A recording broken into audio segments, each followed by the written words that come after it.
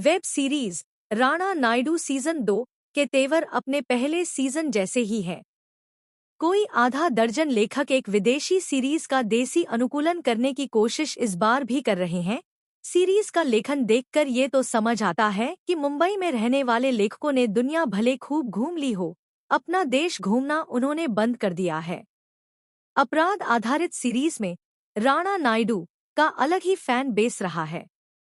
लोगों ने इसके पहले सीजन को लाख कोसा हो, इसमें मौजूद गालियों पर लंबे लंबे आलेख लिखे हों, पर शो खूब देखा गया और ओटीटी पर माल अच्छा है या बुरा, इससे कोई फर्क नहीं पड़ता। बस इसे खूब देखा जाना चाहिए। सबका अपना अपना दृष्टिकोण है।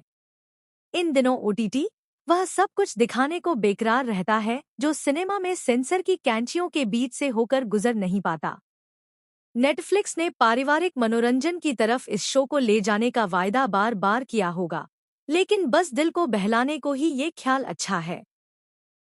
राणा नायडू सीजन 2 के ट्रेलर में भी ऐसा ही कुछ वादा किया, लेकिन नेटफ्लिक्स देखने वालों को इन वादों पर भी एतबार कम ही होता है। कुछ कुछ वैसे ही कि तेरे वादे पर जिए हम, तो ये जान झूठ जाना। पहले सीजन जैसे राणा नायडू के तेवर।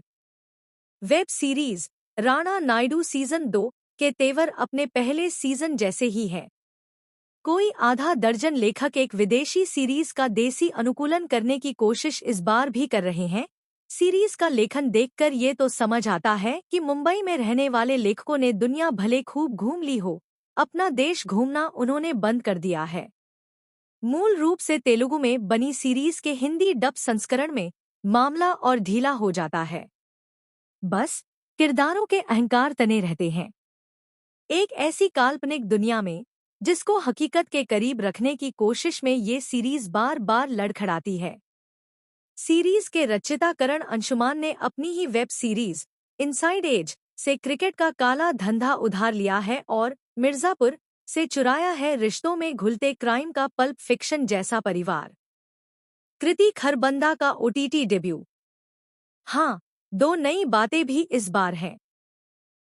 एक तो मुंबई का गैंगस्टर रऊफ मिर्जा अर्जुन रामपाल, जिसके लिए क्रिकेट का बैट एनिमल के रणविजय की कुल्हाड़ी सरीखा है, और दूसरी कृति खरबंदा जो इस सीरीज से अपना ओटीटी डेब्यू कर रही हैं। रऊफ उतना ही हिंसक है जितना रणविजय रहा है। कृति के सामने चुनौती रिश्तों की है। समाज में रिश्तों का कत्ल करती नई सोच का भी ये सीरीज कुछ कुछ मुजाहिरा करती चलती है। पता नहीं, एकता कपूर के सीरियल देख बहुओं के सिरों से उतरे पल्लू हालात यहाँ तक ले आए हैं, या वाकई समाज में अब वे सब भी उतने ही बड़े कलाकार हो चुके हैं जिनका अपना योगदान रिश्तों को बचाने और घरों को सजाने में रत्ती भर का भी नहीं है। कृति खरबंदा का रोल आलिया ओबेरॉय का है। नाम आलिया है तो पिता को फिल्म स्टूडियो का मालिक दिखा देना सबसे आसान है। राइटिंग टीम का आलस उजागर करने में ये ट्रैक भी पीछे नहीं रहता। भाई बहन की आपस में न पटने जैसा किस्सा भी साथ में बोनस के तौर पर है। लेखन और निर्देशन दोनों में फेल। राणा नायडू सीजन 2 को करण अंशुमन, सुपर्ण वर्मा और अभय चोपड़ा ने मिलकर निर्देशित किया है। शायद इसीलिए सीरीज में क्रिकेट, सिनेमा के साथ ही सियासत का भी एक ट्रैक समानांतर रूप से चलता रहता है। नेता और माफिया की न संगत अब अपराध कथाओं में नहीं रही है और न ही दोनों की एक दूसरे से आगे निकलने की होड़। कहने को राणा नायडू सीजन 2 में मनोरंजन का भरपूर मसाला है, लेकिन सिर्फ मसालों से ही भोजन नहीं बनता। न स्वाद लाने के लिए जिन मूलभूत तत्वों की जरूरत होती है वह दाल रोटी यहाँ मिसिंग है। कहानी बेरतीबी से फैली हुई है। निर्देशन बिल्कुल अपेक्षित धर्रे पर चलता है। सीरीज और दर्शक के बीच सामंजस्य पहले एपिसोड से ही इतना तगड़ा बनता है कि दर्शक जो जो सोचता जाता है, सीरीज वही सब कुछ दिखाती चलती है।